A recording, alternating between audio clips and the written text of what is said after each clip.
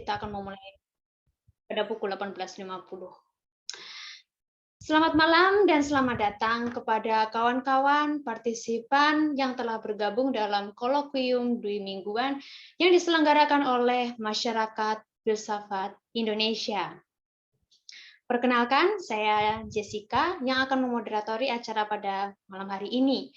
Tak lupa saya juga menyapa narasumber kita, yaitu Ibu Anastasia Jessica Adinda S. Selamat malam, Ibu Jessica. Halo, selamat malam semuanya. Ya, salam kenal dan salam hormat ya, Ibu. Ya, sama-sama. Kita namanya sama-sama Jessica ya. Iya Jadi nih, jadi rada bingung nih. moderator sama-sama Jessica. Betul.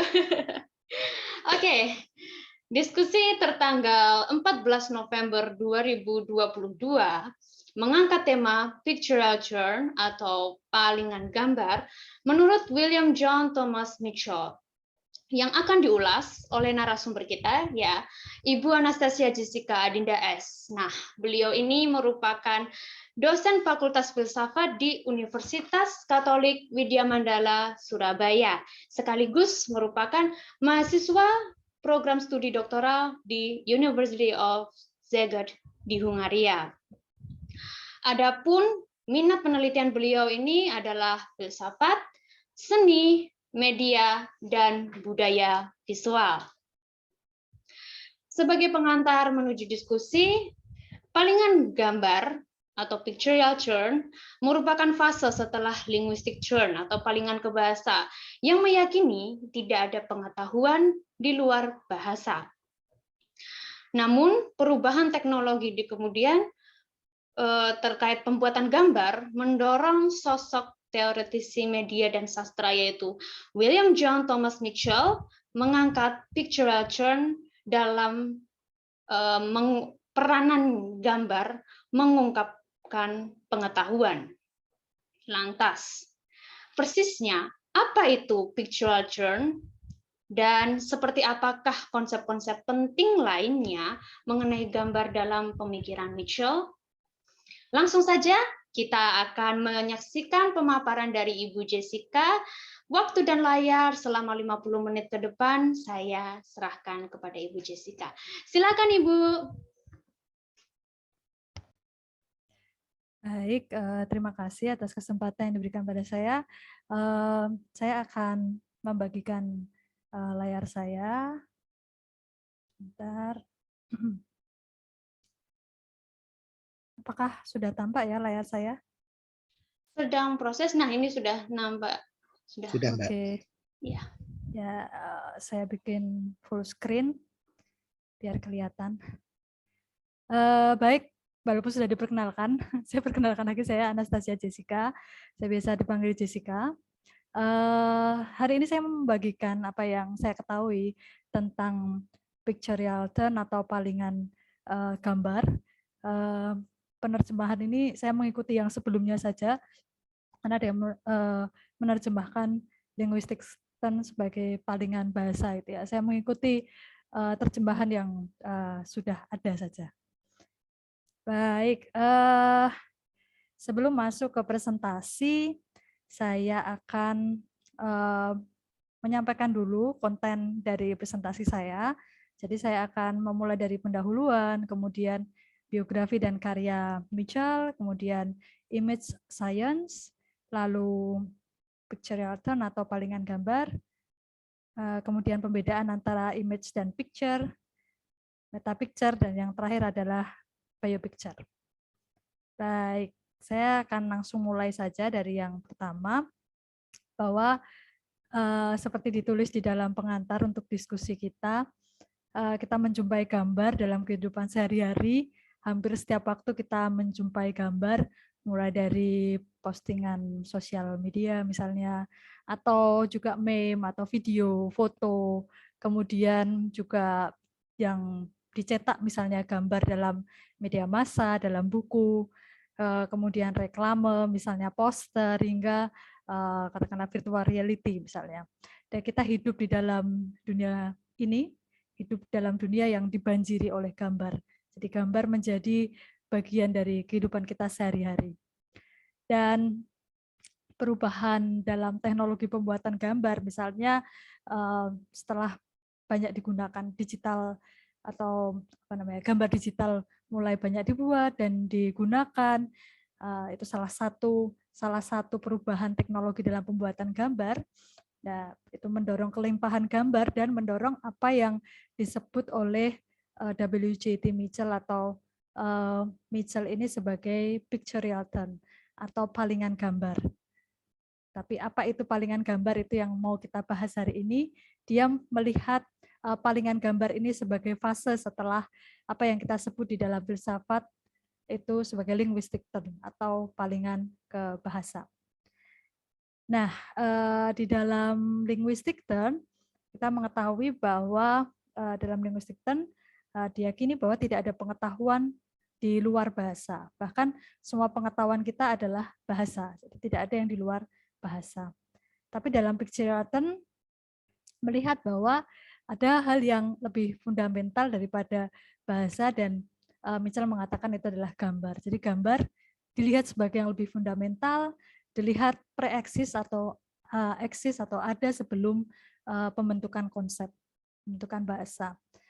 Misalnya ketika kita mengenal bahasa verbal, misalnya kita mengenal bahasa verbal, tapi sebenarnya sebelum bahasa verbal itu muncul, kita terlebih dahulu mengenal bahasa piktorial seperti gestur atau ekspresi wajah misalnya. Jadi sebelum kita bisa mengenal bahasa verbal, kita punya kemampuan untuk mengenal bahasa piktorial terlebih dahulu. Atau misalnya juga kalau kita bicara soal ini, kita bisa menamai sesuatu, kita bisa menamai hewan katakanlah. Tapi sebelum kita bisa menyebut ini adalah kucing dan ini adalah singa, kita tahu dulu, kita bisa menunjukkan dulu tanda-tanda yang membedakan antara satu spesies dengan spesies yang lain. Dan kita membutuhkan gambar itu tadi. Kita punya pengetahuan yang berupa gambaran itu tadi. Jadi dia melihat bahwa gambar dalam hal ini lebih fundamental atau pre-eksis atau eksis sebelum bahasa. Sebelum masuk lebih lanjut, jadi saya jeda dulu, saya mau lihat dulu siapa sih sebenarnya Mitchell ini. Jadi Mitchell ini dia seorang teoritisi media dan sastra. Dia juga seorang profesor bahasa dan sastra Inggris dan sejarah seni. Jadi dia profesor di 2 tempat di Universitas Chicago.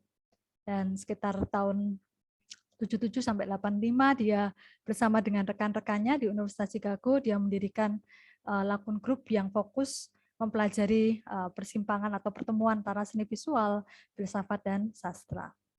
Dia juga mengampu kuliah-kuliah seperti budaya visual, teori media, kemudian mengembangkan studi khusus media, terutama misalnya dari Marshall McLuhan sampai Friedrich Kittler, dari Aristoteles dan Plato sampai Walter Benjamin dan Macha Frankfurt. Juga menginisiasi Chicago School of Media Theory di 2003. Dan beberapa karyanya, ada banyak karya Mitchell, terutama mencakup sejarah, kemudian teori media, seni visual dan sastra. Dia juga berurusan dengan sejarah seni gitu ya. Lalu serialnya tentang hubungan antara teks dan gambar ini yang saya teliti. Jadi karya Mitchell tentang teks dan gambar itu ada di dalam beberapa seri buku. Yang pertama itu tahun 1986, yaitu Iconology. Kemudian sequelnya adalah Picture Theory, ini tahun 1994. Kemudian What Do Pictures Want, itu tahun 2005, dan Image Science di tahun 2015. Nah, pictorial turn itu diungkapkan oleh Mitchell di karyanya yang tahun 94 di Picture Theory. Nah, walaupun kita hari ini diskusinya judulnya adalah pictorial turn, tetapi saya tidak bisa hanya bicara pictorial turn karena palingan gambar ini berhubungan dengan beberapa konsep lain yang penting yang perlu dikenali berhubungan dengan palingan gambar ini.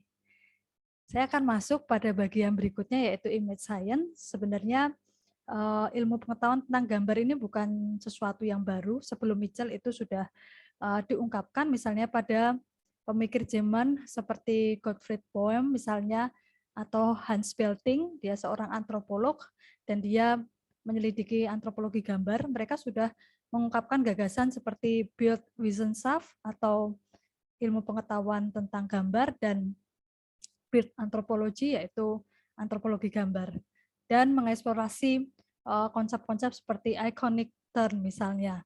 Jadi ini bukan sangat baru sebenarnya, tetapi di dalam image science menurut Mitchell, dia mengeksplorasi gambar bukan hanya dari seni-seni sosial, humaniora, atau yang dia sebut di dalam tanda kutip soft science, tetapi juga ilmu-ilmu alam atau hard science. Oh, sorry. Jadi di dalam image science ini dia ingin mendekati gambar bukan hanya dari katakanlah antropologi misalnya, tetapi juga dari biologi, dari fisika, dari matematika. Apakah ada kalau di fisika misalnya hukum kekuatan energi misalnya, apakah ada hukum kekuatan citra atau image misalnya. Jadi pendekatan yang menarik menurut saya. Walaupun pada akhirnya hasilnya adalah dia menemukan bahwa citra ini tidak bisa didekati hanya dari hard science, tetapi harus melibatkan keduanya, antara yang ilmu seni dan humaniora dan ilmu alam, yang dia kemudian sebut sebagai sweet science. Nah, Mitchell mengungkapkan di dalam image science ini ada 4 konsep yang penting. Yang salah satu diantaranya adalah pictorial turn atau palingan gambar. Jadi di dalam image science ada 4 konsep penting, yaitu pictorial turn atau palingan gambar, kemudian pembedaan image dan picture, ketiga adalah meta picture, dan terakhir adalah biopicture. Baik, saya akan masuk langsung ke pictorial turn. Jadi Mitchell menawarkan perspektif baru tentang sejarah seni yang dengan tegas menolak upaya melinguistikan sejarah seni. Jadi sebelumnya di dalam sejarah seni pun dia juga mengalami efek dari linguistic turn, di mana bahasa di situ dianggap lebih saintifik, lebih penting, lebih rigor daripada gambar. Gambar ini harus dijelaskan secara linguistik, harus dijelaskan dengan bahasa, dan bahasa ini dianggap lebih punya status teoritis yang lebih tinggi daripada gambar itu. Nah, dia ingin mengangkat status gambar ini sehingga dia punya status teoritis yang sama dengan bahasa. Dan di sini Mitchell ingin mengembalikan citra atau image ini ke dalam apa yang disebut oleh Charles Sanders Peirce sebagai firstness atau yang pertama gitu ya. Di dalam Charles Sanders Peirce dia membedakan ada 3 elemen dalam realitas, ada firstness dan penandaan ya, realitas dan penandaan. Ada firstness, secondness, dan thirdness. Yang firstness ini berkaitan dengan kualitas yang menggugah seseorang secara langsung, jadi tidak melalui perantaraan sesuatu, tidak melalui mediasi tertentu, biasanya menggugah orang secara spontan, menjadi inspirasi dalam seni biasanya, katakanlah seperti keindahan atau kehijauan dari daun yang gugur, atau daun yang gugur nggak hijau ya, ya warna yang keemasan dari daun-daun yang gugur misalnya, katakanlah seperti itu. Jadi itu adalah firstness-nya yang menggugah kita atau membuat kita secara spontan. Jadi itu masih belum berada di dalam pikiran atau belum berada di dalam mind seseorang atau dalam pikiran seseorang. Yang kedua adalah secondness. Secondness ini yang dia mempunyai kedekatan dengan realitas atau yang disebut sebagai icon. Ya, misalnya ikonnya gunung itu segitiga karena ada kemiripan dengan gunung tadi. Juga yang ketiga adalah thirdness ini yang berkaitan dengan simbol. Jadi dia perlu mediasi gitu ya, perlu mediasi sehingga kita mencerap itu melalui mediasi tanda yang lain seperti di dalam simbol. Biasanya dengan kesepakatan. Nah, dia ingin mengembalikan gambar itu seperti yang firstness tadi. Kualitas pertama yang secara langsung mempengaruhi manusia, yang pre-eksis gitu ya, yang ada sebelum konsep-konsep tadi. Dan konsep pictorial turn ini sebenarnya dipinjam atau terinspirasi dari Richard Rorty yang menyebut bahwa tahap paling mutakhir dari filsafat adalah linguistic turn, dan filsafat itu merupakan rangkaian dari turn tadi, rangkaian dari palingan-palingan. Atau turn itu adalah seperangkat masalah baru yang muncul dan yang lama memulai mudar lalu muncul beberapa masalah yang baru. Nah, filsafat menurut Richard Rorty merupakan serangkaian turn tadi atau palingan-palingan tadi. Misalnya filsafat kuno abad pertengahan mereka memberikan fokus mereka pada benda, hal, atau yang metafisik, yang ontologis, sedangkan yang modern, yang abad 17, 19 lebih pada ide-ide dan epistemologis, dan yang kontemporer pada kata-kata, pada bahasa, pada hal yang linguistik atau yang dia sebut sebagai linguistic turn. Namun sebenarnya setelah linguistic turn itu masih, menurut Mitchell masih ada satu pergeseran lagi, di mana di situ wacana intelektual, kemudian perdebatan-perdebatan budaya itu fokus pada gambar yang dia sebut sebagai pictorial turn. Nah, beberapa ahli melihat bahwa pictorial turn ini merupakan titik di mana atau palingan di mana filsafat dan teori berdamai dengan kelebihan gambar atau beralih ke visual. Jadi fokusnya, diskusinya beralih ke visual atau melihat gambar sebagai hal yang biasa. Ya jelas palingan bahasa ini menerima bahwa gambar itu bisa berbicara, bisa menceritakan sebanyak apa yang dilakukan oleh bahasa.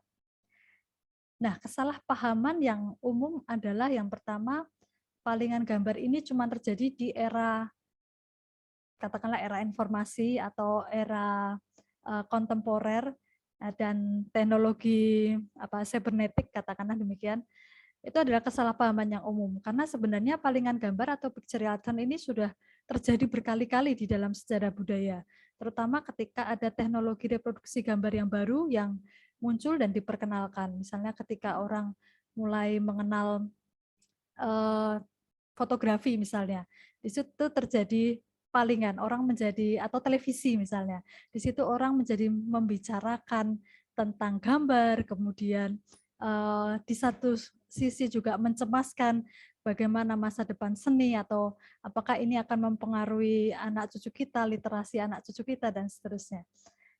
Nah, biasanya palingan gambar ini terjadi ketika ada teknologi reproduksi gambar yang baru.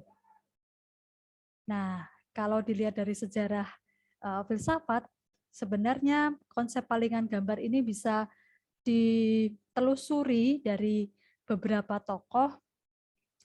Mitchell mengambil misalnya dalam pemikir Anglo-Amerika ada Charles Sanders Peirce dan Nelson Goodman.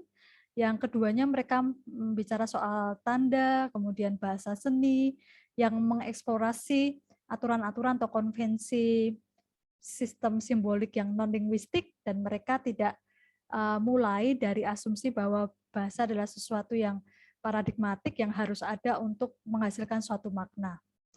Nah, dalam konteks pemikiran Eropa ada banyak tokoh dan aliran dan mazhab juga yang mempengaruhi palingan gambar ini. Misalnya penyelidikan fenomenologi tentang imajinasi dan pengalaman visual, atau juga gramatologinya Derrida yang mendesentralisasi fonosentrisme, karena walaupun dia bicara soal tulisan, tapi di situ ada pergeseran dari fonosentrisme tadi ke jejak-jejak material dari tulisan, dan dia melihat di situ ada sisi piktorial.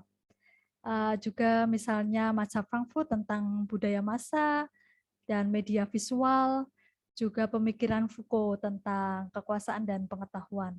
Misalnya melihat bahwa gambar juga punya kekuatan untuk mempengaruhi, untuk menipu bahkan, atau juga untuk menghasilkan suatu kuasa terhadap orang yang melihatnya.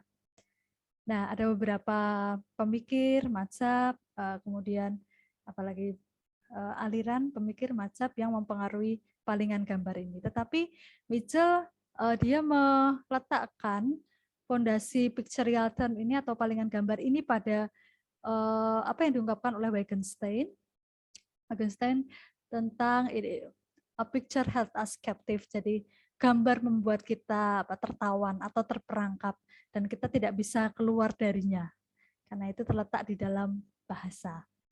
Nah, dia terinspirasi dari apa yang dikatakan Wittgenstein ini, bahwa kita terperangkap, kita tertawan oleh gambar ini.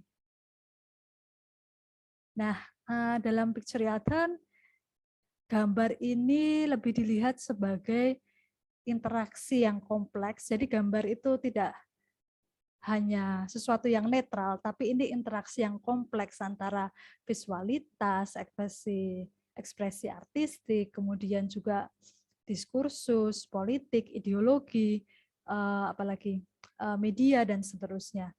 Jadi ini membuat gambar semakin kaya. Dia katakanlah misalnya dalam fotografi, jurnalistik fotografi gitu ya, misalnya ya, sudut tertentu akan mempengaruhi bagaimana gambar itu akan dilihat, misalnya mempengaruhi perasaan orang yang melihat gambar atau makna yang akan disampaikan. Jadi semua pilihan di dalam gambar itu akan menentukan nanti maknanya seperti apa. Itu merupakan jalinan yang sangat kompleks antara visualitas, antara seni, antara politik, juga sains. Kesalahpahaman yang lain tentang palingan gambar adalah palingan gambar ini merupakan sesuatu yang ya udah balik lagi aja seperti teori korespondensi, bahwa gambar itu mencerminkan secara utuh apa yang ada di dalam realitas, seperti cermin gitu ya. Bukan juga seperti itu sebenarnya, bukan juga seperti mimesis yang sangat persis bisa mencerminkan realitas, bukan juga seperti itu. Jadi pictorial term bukan seperti itu, tetapi bisa dilihat sebagai sesuatu yang berada setelah linguistik, post linguistik, atau penemuan kembali gambar sebagai interplay ya, apa ya, interaksi yang kompleks antara beberapa unsur tadi, ada visualitas, ada diskurs, ada ideologi, politik, dan seterusnya. Nah, Mitchell berargumen bahwa gambar ini kalau dalam istilahnya Thomas Kuhn itu berada dalam posisi paradigma dan anomali. Jadi di situ masih banyak persoalan-persoalan yang belum diselesaikan, yang belum terpecahkan.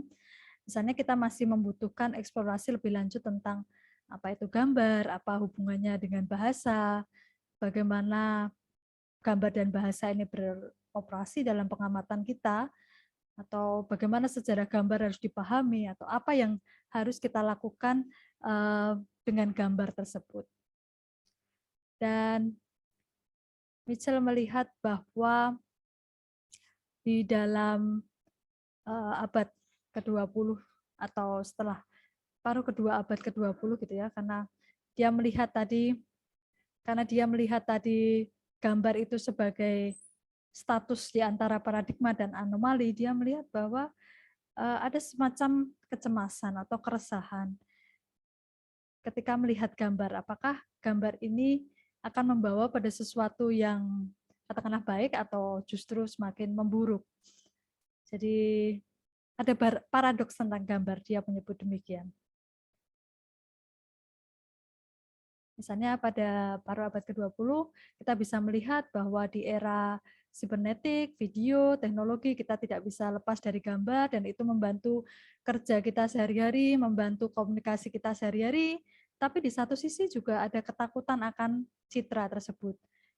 Karena barangkali citra akan menghancurkan budaya yang sebelumnya yang berdasarkan sastra misalnya, atau hal-hal yang tertulis, atau juga gambar akan menghancurkan penciptanya dan orang yang menggunakan gambar itu, dan orang yang memanipulasinya. Ada keresahan ketika misalnya, kenapa ya kok anak saya nonton televisi terus misalnya, atau kenapa ya saya tidak bisa lepas dari layar smartphone saya misalnya. Nah, itu salah satu ya paradoks. Di satu sisi sangat suka dengan gambar, tapi di satu sisi yang lain ada ketakutan juga terhadap gambar. Jangan-jangan anak sekarang nggak akan senang membaca buku gitu, karena mereka terlalu terikat dengan gambar. Itu juga suatu keresahan yang Mitchell melihat ini sebagai paradoks. Baik, saya akan berlanjut ke hal berikutnya yang penting juga, yaitu adalah pembedaan image dan picture, atau saya terjemahkan image ini sebagai citra dan picture ini sebagai gambar. Jadi kalau kita mulai dari picture dulu, picture atau gambar itu adalah pendukung fisiknya atau materi fisiknya, materi pendukung atau medium fisik dari citra. Misalnya kita bisa melukis dengan cat di atas kanvas, di batu, di kayu, di apalagi ya, di metal atau apapun itu yang pendukung fisiknya. Sedangkan citra ini lebih sebagai peristiwanya atau dia harus hadir melekat pada materi fisik tadi. Dia terjadi dan bisa nampak dalam materi pendukungnya. Misalnya katakanlah begini, ada contoh. Jadi menurut Mitchell akan lebih mudah menghancurkan gambar daripada citra. Misalnya dalam ikonoklasme itu menghancurkan gambar karena motif-motif religius dan politik. Katakanlah kita menghancurkan gambarnya, tapi mungkin saja citranya akan bertransformasi ke media yang lain. Nah, dia memberikan contoh dari cerita kitab suci tentang berhala lembu emas. Jadi berhala lembu emas itu tidak boleh, harus dihancurkan dalam kitab suci Perjanjian Lama. Harus dihancurkan si berhala lembu emas ini. Nah, berhala lembu emasnya itu adalah picture atau gambarnya. Tetapi citra dari berhala lembu emas ini tidak hancur, tapi dia bertransformasi bahkan ke media-media yang lain. Misalnya menjadi lukisan atau menjadi dituliskan kembali di dalam sastra atau dituliskan lagi dalam tuturan yang lain, dan ini menunjukkan bahwa image itu lebih susah hancur. Kalau gambar dia akan mudah dihancurkan. Lukisannya atau beberapa waktu yang lalu ini ya ada mural di Indonesia yang ya dirazia kemudian ya dicat ulang gitu kan. Ya muralnya memang selesai gitu ya, tetapi citranya itu akan lebih abadi dan akan bertransformasi ke dalam gambar yang lain atau media yang lain. Setidaknya dia abadi dalam pikiran kita. Nah, image atau citra ini dilihat dari asal katanya, dia berarti keserupaan. Dia berasal dari bahasa Ibrani selem dan ikona Yunani dan imaginem Latin, yang berarti kesamaan yang abstrak, yang umum dan spiritual. Misalnya kalau dalam lagi-lagi dalam cerita kitab suci ya, dikatakan adalah manusia itu citra Allah, ya berarti dia diciptakan sesuai dengan keserupaan dengan Allah. Jadi serupa dari keserupaan ini. Itu juga yang kata Mitchell menyebabkan kita seringkali mengidentifikasi gambar itu sebagai sesuatu yang hidup karena dia punya surplus semiotik yang menunjukkan keserupaan tadi. Nah, Mitchell dia membagi citra ini ke dalam beberapa cabang, mulai dari yang fisik, kita bisa lihat dalam diagram yang sebelah kiri, mulai yang fisik sampai yang mental.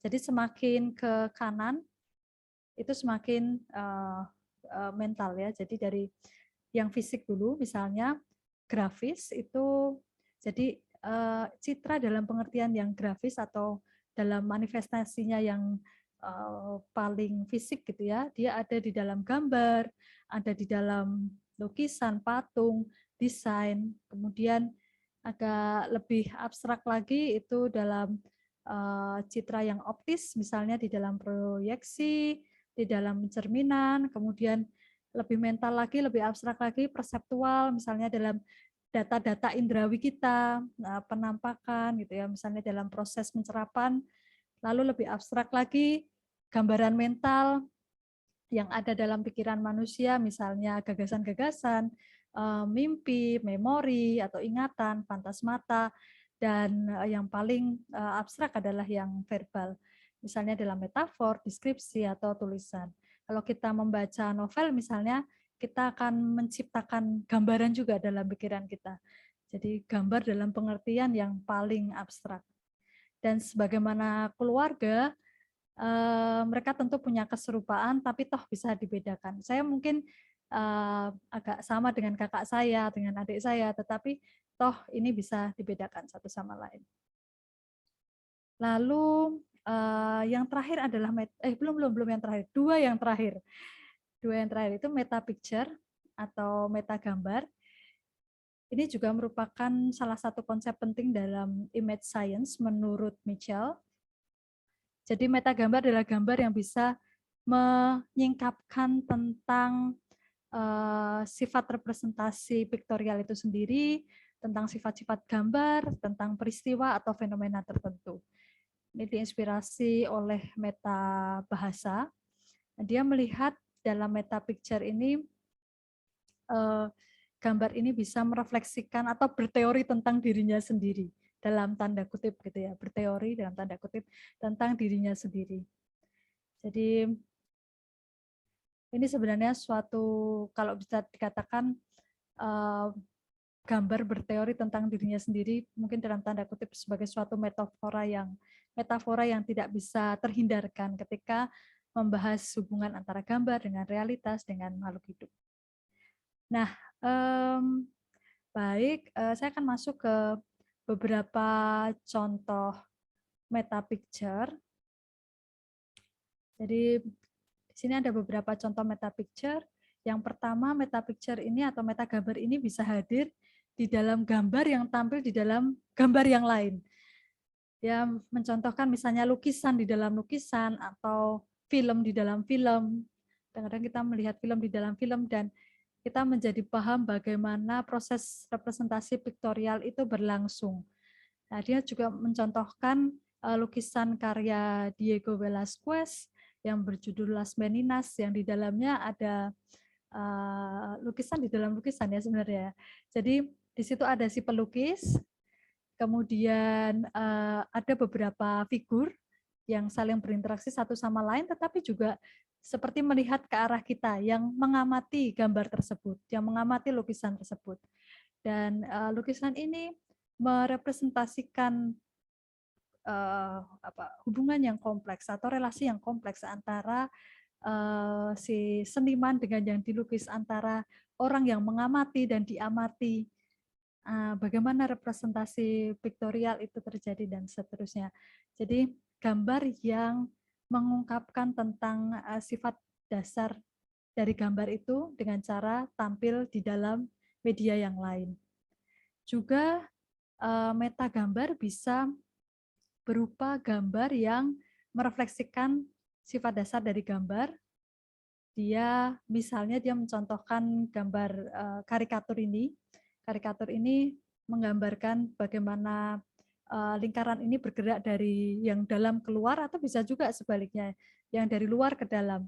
Seperti proses berkesenian gitu ya, yang bisa saja dari luar ke dalam, dari alam, realitas ke dalam, terinternalisasi, tapi bisa juga dari dalam keluar, dari apa yang ada di dalam pikiran, perasaan si seniman, kemudian dituangkan dan membentuk suatu realitas. Lalu yang ketiga, metagambar itu juga bisa muncul di dalam metafor-metafor yang menyediakan model di dalam pengetahuan, jadi menyediakan model bagi teori. Misalnya kalau di dalam filsafat itu alegori gua, Plato. Ya, di situ menjadi model dari sifat-sifat pengetahuan, dari level-level pengetahuan. Nah, kita seringkali membutuhkan metafora atau dia menyebutnya hyper-icon, jadi menyebut ini sebagai model pengetahuan. Kadang-kadang kita butuh model-model pengetahuan untuk bisa lebih memahami. Dia juga mencontohkan, yang menarik dia mencontohkan gambar ilusi optik ini. Jadi bebek dan kelinci ini dia bisa menjadi gambaran yang bisa bertualang dari satu disiplin ilmu ke disiplin ilmu yang lain, dari satu rezim pengetahuan ke rezim pengetahuan yang lain. Karena pada mulanya gambar ini ditemukan dalam sebuah majalah di Jerman dan itu dimasukkan sebagai hiburan. Tapi kemudian gambar ini juga digunakan oleh mereka ahli di antropologi, psikologi, juga filsafat untuk menggambarkan perubahan paradigma, juga untuk menggambarkan perbedaan antara saya melihat dan saya melihat sebagai gitu ya. Kalau di dalam Wittgenstein, saya melihat ini sebagai misalnya pertama kali melihat saya melihat kelinci di situ. Tetapi setelah beberapa kali atau setelah diberitahu saya melihatnya juga sebagai burung misalnya. Dan itu menggunakan gambar bebek kelinci ini sebagai suatu model atau metafora. Yang keempat adalah meta picture atau meta gambar yang ada di analogi yang bisa memotret keseluruhan diskursus atau pengetahuan. Misalnya mengatakan bahwa rakyat itu sebagai tubuh politik, misalnya tubuh politik itu juga suatu metafora yang metafora ini digunakan misalnya dalam menyebut ya berhubungan dengan makanya kenapa presiden disebut kepala negara misalnya karena di situ ada pengandaian bahwa rakyat itu sebagai tubuh politik atau misalnya Leviathan di dalam karyanya Hobbes. Dan ada contoh gambar lain yang menurut Mitchell bisa menggambarkan sifat gambar dan teks, yaitu lukisannya René Magritte, The Treachery of Images. Di situ ada gambar pipa, lalu di bawahnya tertulis ini bukan pipa gitu ya. Di situ pipa, tapi ada gambar pipa, tapi itu ditulis ini bukan pipa. Nah, seringkali kita tidak menyadari kesalahan-kesalahan yang kita buat karena kita mengatakan ini pipa, tapi sebenarnya ini representasi dari pipa. Jadi gambarnya René Magritte ini membuat kita sadar hal-hal yang atau kesalahan yang kita buat dan sering tidak disadari. Karena memang ini bukan pipa, ini kan representasi dari pipa. Baik, hal lagi yang penting, konsep penting lain dari image science adalah biopicture. Seperti saya katakan tadi, Mitchell ingin mendekati gambar bukan hanya dari ilmu sosial humaniora, tetapi juga dalam ilmu-ilmu alam termasuk biologi. Jadi dia menganggap bahwa atau dalam biopicture ini berasumsi bahwa gambar itu sebagai sesuatu yang hidup. Karena dia sebagai sesuatu yang hidup, maka dia bisa berkembang biak, bisa punah, bisa bangkit kembali atau juga bisa berubah. Nah, misalnya dia mencontohkan stiker wajah gitu ya. Jadi dia mencontohkan bahwa seperti dalam biologi di dalam gambar itu juga ada spesies, ada genusnya gitu ya. Ada yang lebih khusus dan ada yang lebih umum. Misalnya ketika kita melihat stiker smiley itu ya yang emoticon misalnya ada gambar matanya dua, ada hidungnya dan ada senyumnya ya, garis lengkung menandakan senyum. Kita bisa mengidentifikasi itu sebagai wajah. Dia mengatakan bahwa ini adalah spesies, sesuatu yang lebih umum dari spesimen. Spesimennya adalah ya wajah-wajah yang kita temui itu. Wajah A, wajah B, wajah C, dan seterusnya. Dan yang lebih general atau lebih umum adalah stiker atau emoticon wajah ini tadi. Nah, ya itu seperti di dalam biologi juga ada genus, ada spesies, dan ada strata-strata dalam mengenal makhluk hidup. Dia juga memberikan contoh yang lain, misalnya tentang WTC atau World Trade Center, di mana si penyerang menganggap World Trade Center atau menara kembar ini sebagai sesuatu yang hidup, sebagai simbol dari, bukan simbol tapi dia mengatakannya malah ikon dari kapitalisme global, kemudian sesuatu yang dekaden, sesuatu yang jahat, dan tujuan utama dari serangan 9 September ini adalah untuk menghancurkan ikon kapitalis dan menghancurkan ikon ini dan dipertunjukkan sebagai tontonan media. Dia melihat bahwa di dalam kacamata penyerang menara ini adalah sesuatu yang hidup. Ya, makanya diserang dan ditunjukkan kehancurannya. Juga menurut Mitchell, kita tidak hanya memproduksi gambar 2 dimensi atau 3 dimensi, tapi kita sudah bisa mereproduksi organisme yang hidup. Dia menunjukkan domba doli misalnya, itu sebagai tidak hanya gambar 3 dimensi, 2 dimensi, tapi sungguh-sungguh sesuatu yang hidup, organisme yang hidup seperti si domba doli ini, yang hidup dan punya keserupaan dengan orang tuanya gitu ya, yang di cloning itu. Tidak hanya cloning, tetapi juga dia melihat bahwa gambar yang hidup tadi bisa punah, tapi bisa juga dibangkitkan lagi. Dia memberikan contoh, misalnya gambar dinosaurus gitu ya, yang dibangkitkan dengan teknologi tertentu, kita membangkitkan binatang ini, membangkitkannya sebagai gambar, dan seperti makhluk hidup, gambar bisa bangkit kembali, dan ini dia mengatakannya sebagai reproduksi biosibernetik. Jadi menggabungkan antara yang biologis dan sibernetik dan menghasilkan suatu gambar yang baru. Dan reproduksi biosibernetik menurut Mitchell ini sebenarnya mengcounter apa yang dikatakan Walter Benjamin sebagai reproduksi mekanis gitu ya. Sekarang bukan lagi reproduksi mekanis, tetapi reproduksi biosibernetik, karena direproduksi dengan menggabungkan teknologi sibernetik, kemudian dan teknologi-teknologi tertentu dalam pembuatan gambar dan menghasilkan sesuatu yang sungguh hidup. Saya kira itu dari saya. Silahkan kita mulai diskusinya. Saya harap saya tidak terlalu membosankan. Mari kita berdiskusi saja biar tidak bosan. Terima kasih.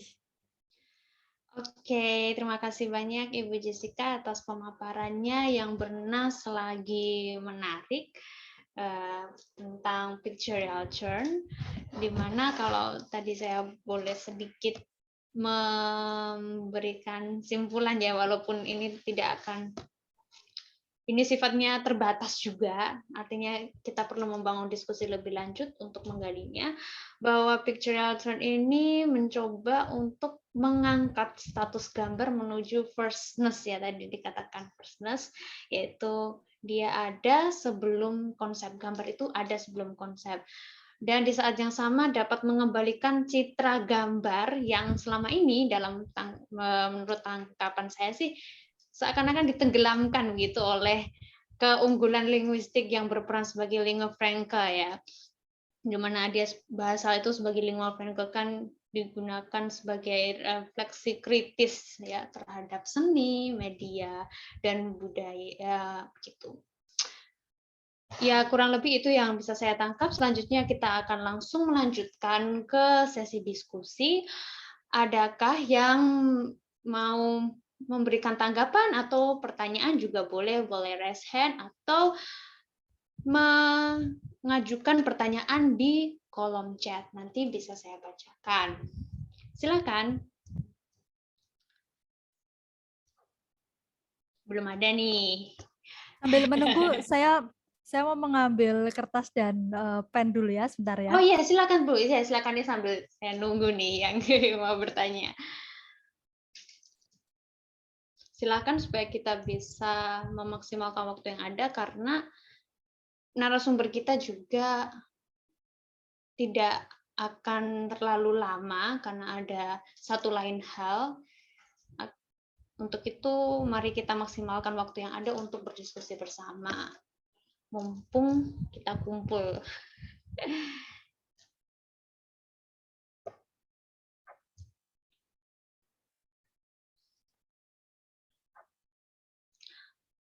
Oke. Oh ya, di sini sudah ada Pak Hendar yang pertama raise hand. Saya akan langsung memberikan kesempatan kepada Pak Hendar. Silahkan Pak. Oke, terima kasih Mbak Jessica moderator. Terima kasih paparannya Mbak Jessica pembicara. Ini saya jadi harus membuat pembedaan begini supaya agak jelas nanti yang dimaksud. Tapi jelas kalau pemaparan materi dari Mbak Jessica ya tentang pictorial turn ini di salah satu slide tadi saya mencatat prekursor ya, ada prekursor dari idenya WJT Mitchell ini ya tentang pictorial turn. Salah satunya selain tadi ada yang kelihatan sih gramatologinya Derrida tadi ada ya disebut ya Mbak Jessica ya. Tapi yang saya tertarik untuk boleh digali sedikit lebih dielaborasi lebih jauh, penyelidikan fenomenologi tentang imajinasi dan pengalaman visual yang dianggap oleh Mitchell sebagai salah satu katakanlah prekursor gitu ya, pendahuluan atau penyelidikan terdahulu yang membuat menjadi mungkin ya gagasan pictorial turn. Ini seperti apa ya, dari siapa, apakah kayak Pongti atau bagaimana, atau imajinasi mungkin Sartre gitu ya misalnya, dan dalam arti apa penyelidikan fenomenologi tentang imajinasi dan pengalaman visual ini menyumbangkan sesuatu bagi perumusan pictorial term. Begitu dulu dari saya Mbak. Kebetulan karena saya penelitiannya juga menggunakan metode fenomenologi. Jadi saya tertarik untuk mencoba melihat ke sini. Terima kasih. Terima kasih Pak Endar. Silakan Ibu Jessica untuk menanggapi atau menjawab. Ya, baik. Jadi sebenarnya Mitchell sendiri tidak menjelaskan secara lebih lanjut tentang, jadi dia hanya secara sekilas saja menyinggung tentang bahwa pictorial turn atau palingan gambar ini bisa ditelusur ke pemikir-pemikir sebelumnya di Anglo-Amerika, kemudian Eropa, dan salah satunya di fenomenologi.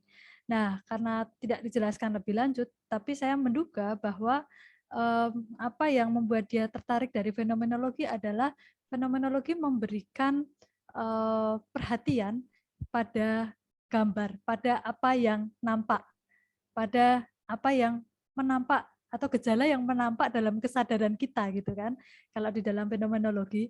Jadi saya menduga atau menganalisis gitu ya, bahwa Mitchell ini tertarik pada gagasan fenomenologi untuk melihat atau untuk menyelidiki pertama-tama apa yang tampak terlebih dahulu. Jadi tidak disebutkan secara khusus itu dari Ricoeur atau dari Husserl atau dari pemikir fenomenologi tertentu, tetapi dia hanya mengambil secara umum saja sebenarnya. Dan ya dia mengatakan tentang imajinasi, tentang perhatian pada sesuatu yang visual. Ya, saya kira seperti itu Pak. Jadi tidak ada preferensi khusus di tokoh tertentu. Hanya dia melihat perhatian fenomenologi pada sesuatu yang menampak itu tadi yang membuat dia menjadi tertarik. Boleh sambil kita terus diskusi sedikit ya? Iya, boleh. Mbak Jessica ya. Ya Pak, boleh Pak. Izin ya Mbak moderator. Jadi siap, Pak. Kalau salah satunya kan fenomenologi persepsi itu yang terkenal kan dari Pongti ya.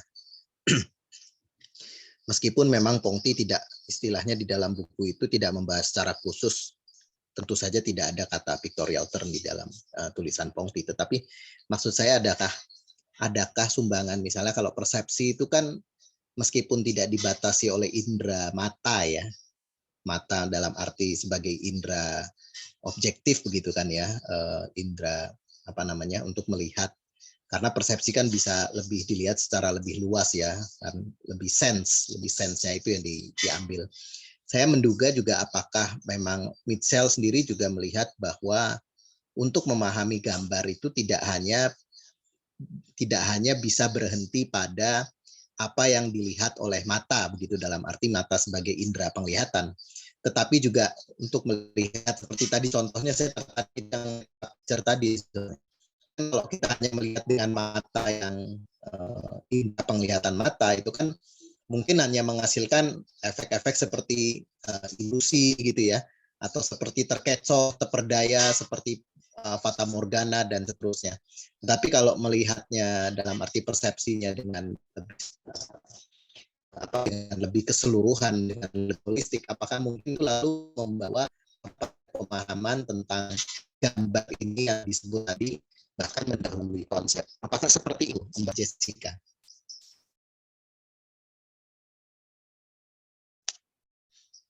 Ya, halo ya. Ya, saya sepakat bahwa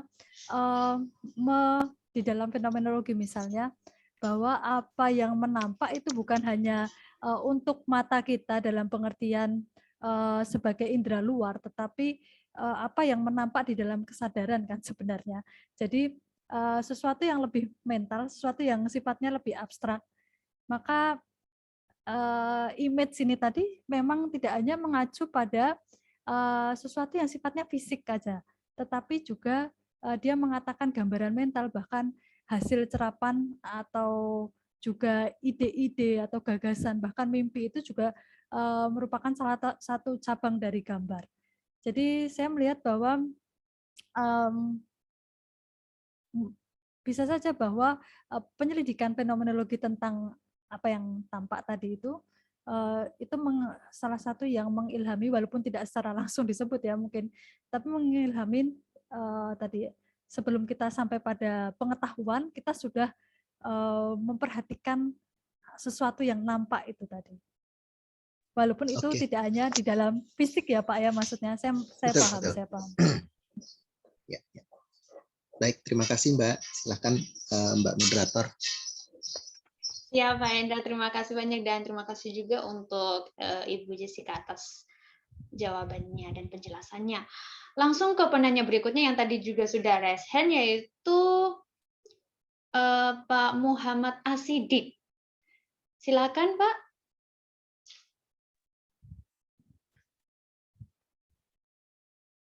Halo, apakah lagi AFK ini, away from keyboard? Oke, kalau belum ada tanggapan dari Pak Muhammad Asidik, saya langsung lompat ke penanya berikutnya, yaitu Kak Alvin. Silakan Kak. Oke, tes suara saya jelas nggak? Udah jelas Kak. Oke, terima kasih. Terima kasih Ibu Anastasia atas presentasinya ya. Topik ini sangat menarik ya. Tapi saya tertarik dengan satu hal tadi ya, tentang image science. Ya, jadi tentang image science ini, kalau bicara tentang pengetahuan tentang gambar atau pengetahuan seperti apa yang bisa diberikan oleh gambar itu, saya rasa kata logika itu tidak bisa terlepas dari situ ya. Jadi logika itu kan sebagai dasar pembentukan pengetahuan. Jadi yang ingin saya tanyakan itu, logika itu perannya seperti apa? Terus kemudian objektivitas gambar itu seperti apa gitu. Jadi sejauh ini kan yang kita ketahui, sebagian besar pengetahuan atau ilmu yang terbentuk itu tentu memenuhi objektivitas tertentu. Itu menggunakan bahasa teks ya, atau mungkin rumus matematika atau apa gitu. Tapi kalau gambar itu seperti apa ya? Jadi peran logika itu ada di posisi mana? Sedangkan gambar itu kan kadang-kadang itu kan punya muatan subjektif yang luas ya. Kalau gambar yang fisik konkret sih mungkin nggak masalah. Tetapi gambar-gambar seperti metafor tadi itu kan punya bias yang luas ya. Seperti itu kira-kira Ibu Anastasia. Jadi ada kata kuncinya, logika dan objektivitas tadi itu letaknya di mana dalam pembentukan pengetahuan atau ilmu melalui gambar. Seperti itu. Terima kasih. Oke Kak Alvin, makasih. Silakan Ibu Jessica. Ya baik, terima kasih Pak Alvin. Jadi saya melihat bahwa logika itu kan sebenarnya tools atau perlengkapan, peralatan seperti matematika juga. Ya ini yang kita perlukan dalam berpikir gitu kan.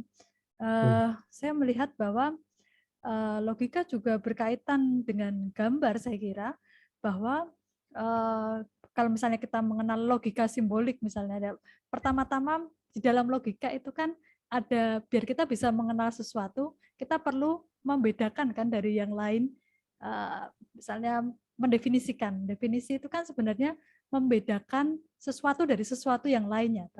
Nah, karena seperti itu, kita juga membutuhkan gambar untuk membedakan, seperti yang contoh yang saya kemukakan di pertama tadi, bahwa untuk bisa menyebut sesuatu, kita harus bisa membedakan dia dari yang lain.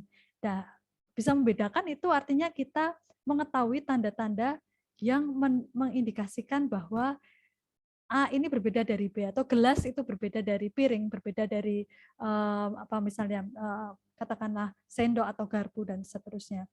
Jadi saya melihat bahwa logika masih berkaitan juga dengan gambar, karena dalam pembedaan itu kita memerlukan gambaran juga untuk bisa membedakan dari yang lain. Yang kedua soal objektivitas.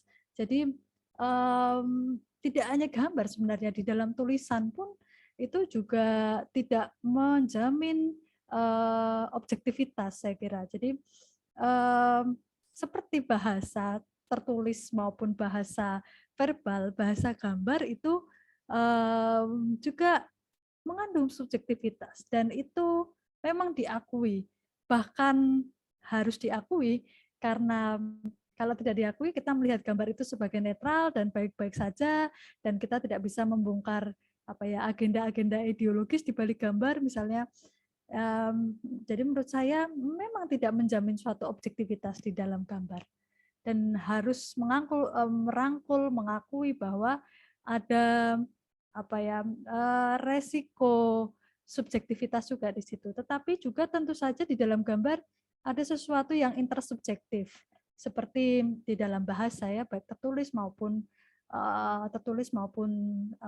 verbal, bahwa ada yang intersubjektif juga, yang saya tidak tahu bahasa Jerman misalnya, atau saya tidak tahu bahasa Hungary di sini, atau saya tidak tahu bahasa yang lain, tetapi ketika ditujukan satu gambar yang sama, barangkali saya bisa punya penafsiran yang kurang lebih sama dengan orang lain yang tidak berbahasa verbal yang sama dengan saya. Saya kira begitu dulu. Nanti kita bisa lanjutkan lagi. Oke, terima kasih banyak Ibu Jessica. Adakah tanggapan lanjutan, Kak? Ada, kalau boleh satu lagi ya. Boleh. Silakan. Saya rasa ini penting. Iya. Jadi tadi saya belum pernah dengar si mid-share ini ya. Baru kali ini pertama saya dengar gitu. Tapi menarik ya itu image science-nya itu. Yang ingin saya tanyakan gitu ya. Tadi ada, kalau dalam filsafat itu kita kenal ya kategorisasi, misalnya metafisika, etika. Metafisika biasanya kan menjadi sebuah dasar ya untuk realitas ya. Ada metafisika, ada etika, epistemologi, ya kan, estetika tentunya. Nah, dalam kategorisasi ini jika dipetakan ke dalam struktur keseluruhan dari pemikiran Mitchell itu kira-kira ada nggak ya seperti itu? Mungkin tadi ada yang disebut dengan meta picture itu mungkin bisa diposisikan pada metafisika. Terus apakah pemikiran tentang palingan gambar dari Mitchell ini, apakah ada bagian-bagian yang bisa dikategorikan sebagai memberikan nilai etika atau estetika, terus apakah ada epistemologi seperti itu? Saya rasa kalau misalnya memang semua struktur pemikiran dari Mitchell itu bisa dikategorikan ke dalam metafisika, etika, teknologi, saya rasa itu akan benar-benar sebuah pemikiran yang utuh ya dalam dunia filsafat ya. Bagaimana pendapatnya menurut Ibu Anastasia? Terima kasih. Baik, silakan Ibu Jessica. Ya, tentu pemikiran beliau tentang picture pattern dan image science ini tadi tentu mengandung hal-hal yang tersirat tentang metafisika, tentang epistemologi, tentang aksiologi. Nanti misalnya dia bicara soal pengetahuan dan kekuasaan, tentang bagaimana gambar itu membentuk masyarakat tidak hanya spektakel sebagai penonton, tapi juga surveillance misalnya, atau yang mengawasi dan diawasi. Saya kira ada unsur-unsur itu, tetapi tidak implisit barangkali.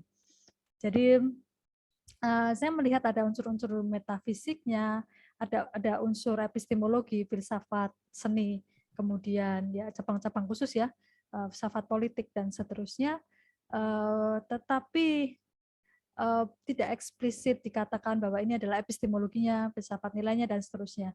Dan resiko kedua yang dihadapi adalah ketika mengkotakkan itu dalam klasifikasi seperti cabang filsafat utama dan cabang filsafat khusus, barangkali ini akan terjebak dalam linguistik term lagi menjadi melinguistikan gambar itu yang muncul dalam pikiran saya sekilas. Silakan.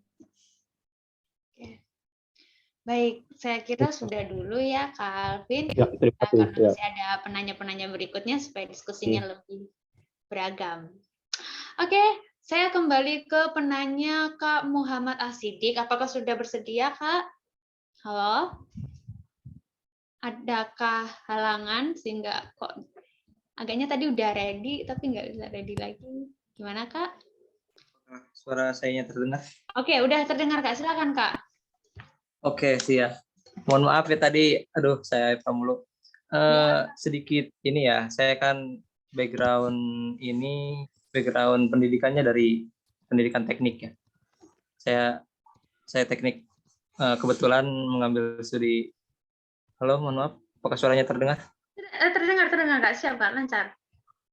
Ya, nggak dilanjut. Ya, Kak. Kak Muhammad Asidik, silakan dilanjut. Halo? Apakah ada kendala lagi? Kendala sinyal. Oke. Oh iya, ini sudah Apakah bisa terdengar? lagi. Iya, silakan. Terdengar, Kak. Iya. Udah Sidik, silakan Sidik. Oke. Di mata kuliah gambar teknik itu kan apa ya? Dosen saya bilang gambar itu fungsinya sebagai bahasa ya. Bahasa untuk menunjukkan suatu informasi tertentu, untuk apa? Memberitahu orang lain mengenai aturan-aturan yang harus dipenuhi, keinginan-keinginan yang harus dicapai gitu. Dan saya melihat bahwa di pictorial turn ini sebenarnya gambar pun merupakan bahasa. Ia cuma hadir dalam format yang berbeda, namun ya itu tetap bahasa gitu. Apapun yang dalam tanda kutip citra yang ingin diberikan dari satu bentuk tertentu itu tetap bahasa, tetap suatu hal yang ingin dikomunikasikan terhadap terhadap pihak lain terutama. Bagaimana tanggapannya Bu Jessica? Oke. Ya, baik. Boleh menjawab ya, Mbak Moderator? Iya, silakan Ibu Jessica, silakan. Oh ya, baik. Ya, saya sepakat bahwa gambar itu juga merupakan bahasa yang menjadi intensi Mitchell adalah dia ingin melawan atau mengcounter katakanlah atau mengcounter gagasan dominasi bahasa verbal dan tertulis sebagai sesuatu yang dominan dalam bentuk pengetahuan, atau ketika kita mengatakan bahasa secara umum orang akan membayangkan itu adalah misalnya bahasa yang diucapkan atau bahasa tertulis, dan menganggap bukan hanya pembedaan lagi tetapi stratifikasi bahwa bahasa yang tertulis itu jauh lebih rigor, jauh lebih penting, jauh lebih saintifik daripada sesuatu yang tertulis, daripada sesuatu yang digambarkan maksud saya. Nah, Mas Asidik bisa sampai pada pengertian bahwa gambar itu merupakan suatu bahasa karena dia mempelajari ilmu tertentu atau teknik tertentu sehingga bisa mengatakan bahwa gambar ini juga bisa mengkomunikasikan sesuatu. Dia tidak kalah, dia bisa menceritakan, dia bisa mengatakan sebanyak apa yang dikatakan oleh bahasa verbal dan tulisan. Nah, memang pada akhirnya Mitchell ini sampai pada titik bahwa tidak, pictorial turn bukan berarti mengeksklusi sama sekali, mengesampingkan bahasa verbal dan tulis sama sekali, tetapi lebih melihat bahwa pengetahuan itu ya dibentuk oleh keduanya, baik itu oleh gambar, tapi juga oleh sesuatu yang tertulis dan yang diucapkan. Jadi kesinambungan antara kedua-duanya. Tapi dia ingin melawan dominasi linguistik tadi sebenarnya. Oke, terima kasih Ibu Jessica. Jadi sebenarnya ini untuk melawan dominasi ya, jadi bukan kayak eksklusif banget ya, artinya. Ya, bukan untuk mengesampingkan sama sekali, membuang sama sekali. Oh iya. Karena nggak mungkin sepertinya ya, tidak mungkin juga karena dia menjelaskan ini dengan teori sudah membahasakan sebenarnya. Betul. Dan itu yang bisa dimengerti kan oleh komunitas akademik, itu yang bisa dimengerti oleh banyak orang. Tapi dia ingin mengangkat status gambar tadi punya status teoritis yang sama dengan bahasa. Kurang lebih seperti itu. Kembali ke firstness ya, Ibu ya. Ya, terima kasih pertanyaannya buat Kak Muhammad Asidik, karena melalui pertanyaan itu jadi kita punya penjelasan yang tegas ya tentang pictorial return, jangan sampai disalahpahami. Artinya linguistic return sama sekali dibuang begitu, enggak ya. Oke, langsung ke penanya berikutnya, yaitu Ibu Dia Utami. Tapi sebelumnya saya mengingatkan ke kawan-kawan yang pengen mengajukan pertanyaan atau tanggapan, tapi nggak pede ngomong, nggak apa-apa. Langsung di kolom chat aja, nanti aku sebagai moderator akan bacain. Jadi nggak perlu harus raise hand kok. Ini kebetulan memang pada raise hand, tapi sebenarnya lewat kolom komentar pun boleh gitu. Oke, Ibu Dia Utami, saya persilakan untuk mengajukan pertanyaan ataupun pernyataan. Silakan. Oke, do you hear me? Suara saya jelas. Iya, Oke. jelas. Kebetulan saya punya 3 pertanyaan, Mbak. Jadi semoga nggak dianggap terlalu pede, nggih. Karena tadi Mbak kalau misalnya bertanya lewat chat terus dianggap kurang pede. Tapi ya, whatever. Halo Mbak Jess. Halo. Oke. Yang saya pahami tadi mungkin visual mungkin memberikan informasi secara instan gitu, dalam arti yang literal gitu. Maksudnya mungkin orang akan lebih bisa menangkap informasi visual, tidak membutuhkan waktu lama gitu dibandingkan dengan bahasa lisan maupun bahasa tulisan seperti itu. Sekalipun mungkin Mbak Jess juga pon perso kalau nggak salah di bukunya Kran ataupun juga Andy Clark dalam computational thinking kalau nggak salah, di situ ada satu pembahasan yang menarik karena bagaimana pesawat luar angkasa yang dia nggak akan balik ke bumi lagi, itu dia diberikan simbol dengan ada kayak anak yang mengangkat 2 tangan seperti itu.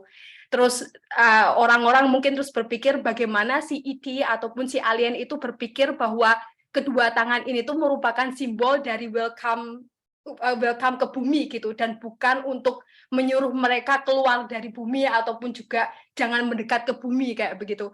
Mungkin ini ada singgungannya sama pertanyaannya Mas Hendar tadi sih. Pada akhirnya mungkin ini adalah matter dari representasi ataupun juga persepsi itu sendiri gitu. Dan kalau misalnya di persepsi mungkin sedikit menambahkan yang tadi kita mengenal ada sense datum view dan juga representational view gitu, yang mungkin memfasilitasi dari visual kepada our cognition ataupun juga persepsi itu sendiri. Nah, pertanyaan saya Mbak, sekalipun tadi sangat menarik sekali, tapi mungkin yang saya pahami nggih, atau mungkin pengalaman saya aja, dari beberapa bahasa gambar gitu dalam tanda kutip, semisal grafik ataupun diagram, semisal grafik COVID katakan, yang tertangkap di otak saya itu nantinya itu adalah penalaran bahasa gitu, atau yang muncul itu adalah bahasa gitu, dan bukan semisal angka 1, 2, 5, 0, 7, tapi melainkan oke, berarti di situ grafik COVID-nya naik atau orang yang menderita COVID turun dan lain sebagainya. Yang saya tanyakan terkait Mitchell, dan mungkin ini ada kaitannya dengan material bahasa sebagai material representasionalisme katakan, apakah ada awal mula dan juga akhir dari bahasa itu sendiri gitu. Itu yang pertama. Terus habis itu yang kedua, ini nyambung, menurut Mbak Jessica ada nggak sih perbedaan mendasar antara analogi dan metafor itu sendiri gitu? Apakah metafor di sini itu tuh hanya sebagai let's say perwujudan sensori motor dari analogi sendiri semisal, atau ya adakah perbedaan mendasar yang lain? Dan yang terakhir terkait emoji Mbak, saya tertarik juga gitu. Kalau misalnya memang lebih mudah untuk membahasakan sesuatu katakanlah lewat gambar, kenapa tidak ada emoji dalam surat ataupun telegram gitu, di zaman-zaman dulu? Katakanlah ini terlepas dari adanya keyboard atau kecanggihan teknologi lainnya, atau apakah ini juga merupakan tanda bahwa memang sulit untuk menerjemahkan bahasa lisan sendiri gitu, sebagaimana kritikan Walter Ong lewat Grapolet gitu. Gitu sih Mbak, terima kasih. Semoga nggak kebanyakan. Suwon. Ya, terima kasih Ibu Dia Utami. Silakan Ibu Jessica. Ya, jawabannya. sama-sama. Terima kasih. Ada kebanyakan. Terima kasih pertanyaannya. Yang pertama tentang apakah gambar itu merupakan sesuatu yang bisa ditangkap secara langsung, instan, atau secara literal. Jadi mulai dari Plato gitu ya, dia mengungkapkan bahwa gambar ini dibanding dengan tulisan, dia itu sifatnya lebih bisa langsung ditangkap karena gambar ini biasanya merupakan atau mengandung keserupaan dengan apa yang digambarkan. Jadi kita bisa langsung menangkap misalnya bunga ya digambarkan ada kelopaknya dan seterusnya. Masih teori mimesis ya. Maka dia sifatnya langsung bisa ditangkap tanpa kita harus belajar struktur atau gramatikal dulu baru kita paham. Itu di zaman Yunani kuno. Tapi di masa sekarang pun sebenarnya kita juga menggunakan apa yang disebut oleh Peirce sebagai icon, yaitu tanda yang punya keserupaan dengan realitas, yang membuat kita itu langsung paham bahwa kalau tadi ya tanjakan tadi misalnya di rambu lalu lintas juga begitu, kalau jalannya menanjak gambarnya apa namanya garis yang naik, ya berarti ini mau ada tanjakan dan seterusnya. Artinya kita juga masih menggunakan pengertian gambar yang punya keserupaan dengan realitas sehingga kita bisa langsung memahami tidak terlepas dari apa bahasa verbal yang kita gunakan. Termasuk juga saya ingin menanggapi tentang yang digit tadi, digit atau grafik yang ada angka-angkanya, tapi kita sebenarnya tidak melihat angkanya, tetapi langsung melihat bahwa dari infografis ini gitu ya. Bahkan sekarang berita pun disertai dengan infografis ya. Jadi menunjukkan bahwa gambar itu merupakan salah satu hal yang penting dalam pembentukan konsep kita. Nah, misal menyebut bahwa ini berkaitan juga dengan awal dan akhir bahasa tadi. Dia mengungkapkan ini sebentar, saya formulasikan dulu. Dia mengungkapkan bahwa banyak orang itu menyebut bahwa kemunculan gambar digital itu sebagai kematian gambar. Karena gambar digital itu dia hanya terdiri dari angka-angka 110, 00, 11 dan seterusnya.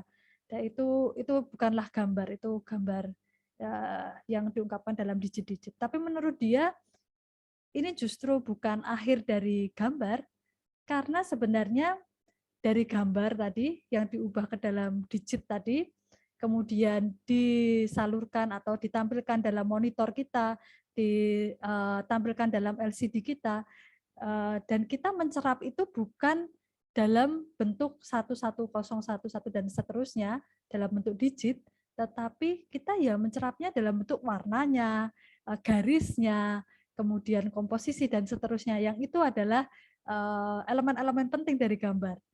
Jadi walaupun dia gambar digital, tapi dalam mata kita itu sebenarnya adalah yang kita tangkap adalah ya tetap gambar, ya warnanya, ya garisnya dan seterusnya. Seperti Mbak Dia tadi mengatakan bahwa kalau lihat grafik ya berapa jumlahnya itu tidak terlalu melihat angkanya, tetapi melihat bahwa grafiknya ini COVID-nya menanjak misalnya. Itu artinya bahwa kita melihat itu atau mencerap itu sebagai gambar tadi. Lalu apalagi ya? Lalu yang kedua adalah soal analogi dan metafor.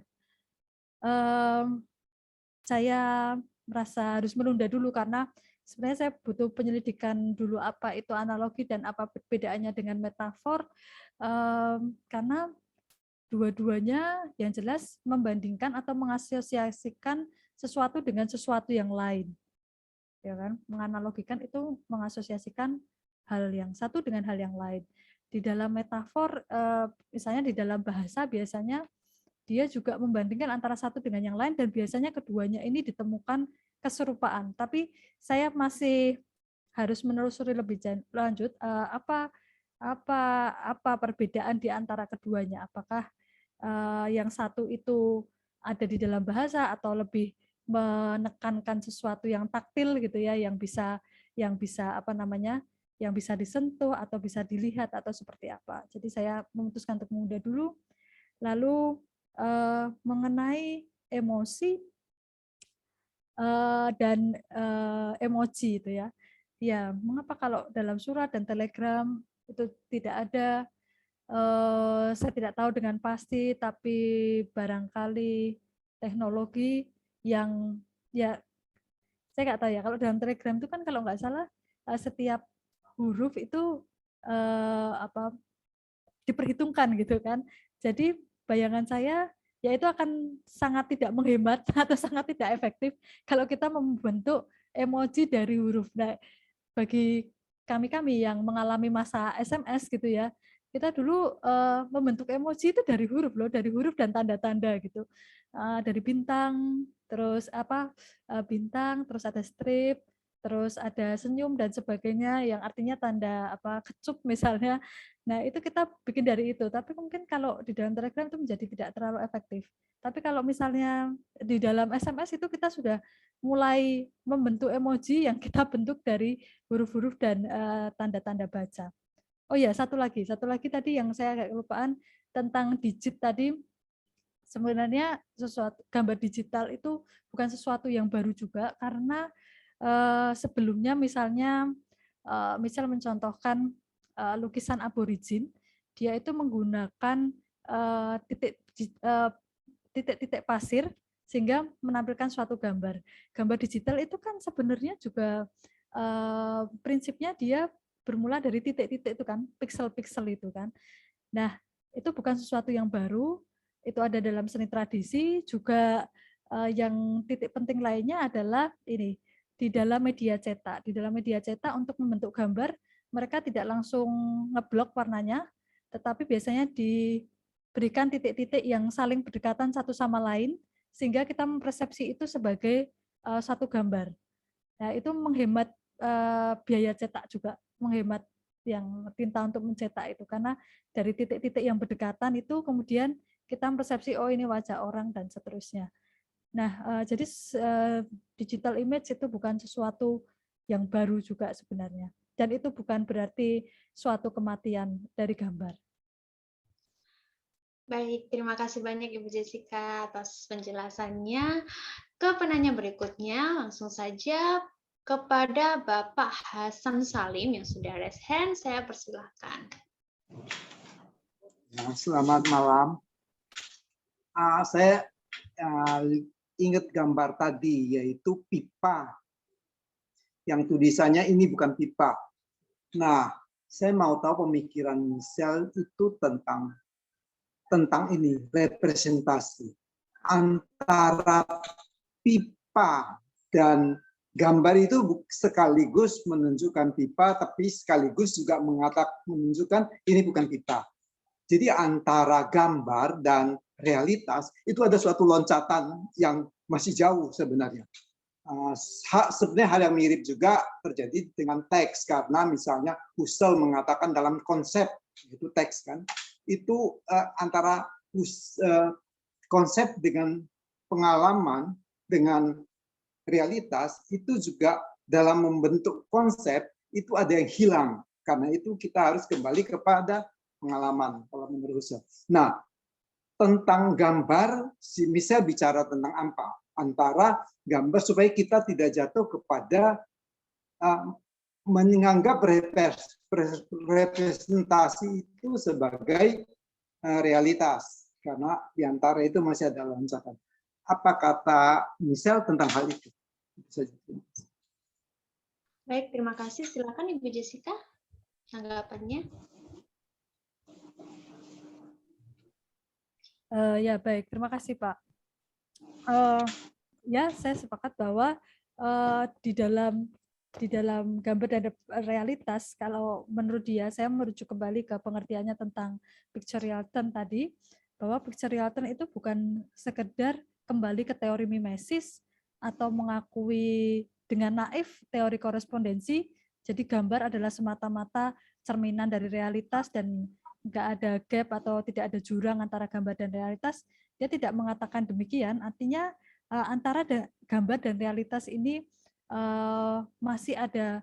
Gambar itu juga tidak bisa sepenuhnya mengungkapkan realitas, seperti bahasa juga tidak bisa mengungkapkan sepenuhnya realitas.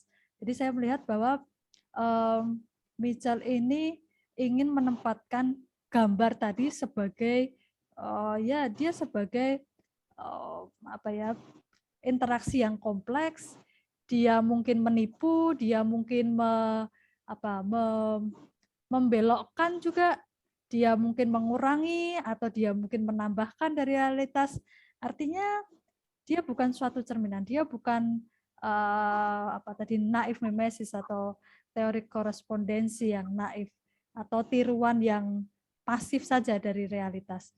Jadi memang tetap harus diwaspadai. Artinya di situ atau di balik gambar itu ada agenda tertentu, mungkin dia tidak bisa mengungkapkan dunia secara keseluruhan, dia mungkin menambahi, dia mungkin membelokkan, dia mungkin membiaskan juga, dan dia mengalami kelemahan-kelemahan seperti sebagaimana bahasa yang lain sebenarnya. Saya kira sih seperti itu. Baik, terima kasih banyak Ibu Jessica. Masih saya buka sesi diskusi apabila ada yang mau mengajukan pernyataan lah. Kalau nggak mau pertanyaan nggak apa-apa deh. Pernyataan supaya diskusinya bisa berlanjut ini. Karena waktunya masih ada ya saya rasa untuk berdiskusi. Saya mau bertanya. Oh oke, silakan Pak Henry, silakan. Oke. Perkenalkan, nama saya Henry. Saya ingin bertanya terkait dengan tadi representasi gambar itu yang konstitutif ya, untuk representasi itu sifatnya metaforikal ya, untuk menandai sesuatu gitu ya, termasuk tadi pada proses pembentukan masyarakat itu tadi jadi dia punya peran sebagai punya peran sebagai signifier ya, atau penanda untuk menandai sesuatu. Nah, tadi terkait dengan representasi, berarti representasi yang dibayangkan itu bukan representasi dalam pengertian tadi ya yang Mbak Jessica bayangkan. Jadi kayak bahasa atau gambar ini bisa secara langsung merujuk pada objektivitas tertentu ya, bukan seperti itu ya. Jadi tadi kalau bicara tentang ada dikurangi, ditambahi, itu saya melihatnya kok seperti representasi ini memang kita tidak bisa lepas dari apa yang namanya mekanisme representasi untuk menunjukkan sesuatu ya, termasuk tadi untuk bagaimana proses pembentukan masyarakat. Nah, yang ingin saya tanyakan itu apakah proses representasi ini dalam Michel itu memang konstitutif gitu, memang seperti itu, memang dia punya peran yang sangat bukan penting, tapi memang seperti itu.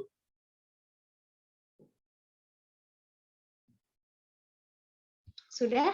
Oke. Terima kasih Ibu Jessica. Saya bisa dijelaskan sekali lagi tentang yang konstitutif itu maksudnya yang seperti apa? Konstitutif itu dalam pengertian realitas itu tidak bisa dipahami atau keluar dari mekanisme representasi. Seperti itu. Meskipun representasinya itu bukan representasi yang penuh yang dibayangkan dalam pengertian filsafat barat logosentris ya, kalau dalam istilahnya Derrida, dalam pengertian Plato, atau bahkan dalam sejarah modernisme, karena penanda atau gambar itu tadi merujuk pada sesuatu yang sifatnya metaforis. Karena dia sifatnya metaforikal, jadi gambar itu nggak bisa langsung merujuk pada objeknya secara langsung, tapi konstitutif dalam hari ini tidak bisa realitas dipahami di luar dari mekanisme representasi. Oh ya, oke. Ya, saya paham sekarang. Ya, bahwa realitas itu tadi, jadi selalu ada jurang gitu ya antara realitas dengan apa yang kita ketahui. Jadi, tapi kita juga, nah masalahnya ini, masalahnya adalah karena kita itu kan mengetahui selalu dari representasi itu tadi, yang itu bukan berarti sesuatu yang objektif gitu ya. Tapi yang bisa kita ketahui ya sejauh dari representasi itu kan. Di dalam gambar juga demikian. Kita mengetahui sejauh yang direpresentasikan itu tadi. Tapi seperti apa yang sesungguhnya, Kalau kita masih meyakini ada objektivitas gitu ya. Nah, lalu seperti apa yang sesungguhnya? Akhirnya kan itu nampak dari penyingkapan-penyingkapan gitu kan. Dari penyingkapan-penyingkapan itu kita jadi semakin tahu realitas itu seperti apa. Saya kira di gambar juga demikian, bahwa dari satu sisi atau dari satu, katakanlah gini, saya agak membuat pembicaraan ini agak konkret, nggak apa-apa ya. Jadi saya pernah baca bukunya Seno Gumbira yang dia memotret, dia menunjukkan potret mahasiswa demonstran gitu ya. Yang pertama adalah ini mahasiswa demonstran yang kacamatanya lepas, perempuan kacamatanya lepas, terus ada polisi yang di dekatnya, dan dari gambar pertama seolah-olah si polisi ini seperti menyerang si aktivis atau demonstran. Tapi di gambar yang kedua itu kelihatan bahwa ternyata si polisi itu membantu si demonstran untuk berdiri dan menemukan kacamatanya. Nah, dari sudut yang berbeda, dari angle yang berbeda, dan timing yang berbeda, menghasilkan gambar yang berbeda. Yang pertama tadi, kalau kita cuma melihat yang pertama, berdasarkan representasi itu, kita taunya, oh ya jelas ini nih polisinya nih yang nyerang dan seterusnya. Tapi dari representasi yang kedua, oh ternyata pemahaman kita jadi berbeda daripada gambar yang pertama tadi. Saya melihat bahwa di dalam gambar pun juga pengetahuan kita berlangsung demikian, yang karena selalu terbatas pengetahuan atau representasi tadi, tetapi pengetahuan atau objek yang, katakanlah objek yang sesungguhnya dalam tanda kutip tadi, ya bisa semakin didekati ketika itu semakin tersingkap, semakin banyak interpretasi, bahkan dari satu gambar pun itu juga itu bisa diinterpretasi dalam banyak perspektif, dan dari banyak lapisan ini kemudian kita bisa sampai ke yang sesungguhnya tadi, dalam tanda kutip, kalau masih percaya objektivisme. Kalau begitu saya bisa bilang mungkin untuk memposisikan posisi filsafat dari Mitchell tentang dengan fleksibilitas atau kecairan hubungan penanda dengan petanda yang nggak langsung gitu, dalam bahasanya Ferdinand de Saussure, mungkin terserah, mungkin ini bisa diposisikan sebagai pasca strukturalis ya, Michel ini, di mana hubungan penanda itu selalu cair untuk merujuk pada objeknya, bahkan intensi atau perspektif dari gambar itu dipahami. Intensinya misalkan kita menggunakan gambar untuk mengkomunikasikan atau mengkomunikasikan atau mengkampanyekan suatu ide tertentu gitu. Kita misalkan ada gambar dalam aktivisme atau gerakan sosial, ada gambar rakyat yang sedang berjuang, itu pengertiannya bisa berbeda-beda ya. Misalnya ada pengertian people, itu maksudnya people itu kan bisa dimaknai artikulasi rakyat itu bisa berbeda-beda, bisa rakyat dalam pengertian kanan dan kiri ya. Karena kita misalnya mengenal populisme kanan dan populisme kiri. Jadi intinya saya mau bilang kalau intensi gambar itu juga bisa dimaksudkan sedemikian rupa bergantung pada intensinya ya. Intensi gambar itu diartikulasikan untuk merujuk mana, seperti itu ya. Bagaimana tanggapannya? Yang pertama soal poststrukturalisme, ya, bahwa Mitchell ini juga tergantung, juga dipengaruhi oleh pemikiran poststrukturalis yang melihat bahwa hubungan penanda dan petanda itu bukan suatu hubungan yang fix atau hubungan yang selesai gitu ya, tetapi hubungan yang dia sifatnya seperti rantai yang tidak pernah selesai, yaitu dari poststrukturalis saya kira. Kemudian tadi apalagi soal intensi dari gambar, ya ini yang jadi pertanyaan sebenarnya, apakah gambar itu punya intensi? Nah, dia menyebut yang menarik begini, apakah sungguh gambar itu punya intensi, atau pembuatnya yang punya intensi, atau penafsirnya yang punya intensi, atau seperti apa? Karena di dalam Mitchell dia mengatakan bahwa dia mencari desire dari gambar, apa yang diinginkan oleh gambar. walaupun dia mengakui bahwa yang dia lakukan ini sebagai suatu metafora dan dia juga bukan seseorang yang terjebak dalam animisme gitu ya atau dinamisme yang menganggap gambar itu bisa hidup seperti manusia, tetapi dia mengatakan bahwa ini metafora yang digunakan oleh dia. Jadi kritik terhadap Mitchell adalah apakah ketika tadi ya misalnya gambar tadi dibuat itu berdasarkan intensi si pembuatnya gitu kan, lalu ditafsirkan berdasarkan si penafsirnya. Kemudian kalau gambar itu misalnya melukai atau menyinggung perasaan kelompok lain misalnya, lalu apakah bisa dibilang orang yang dibalik gambar itu tidak bertanggung jawab atas gambar tersebut? Misalnya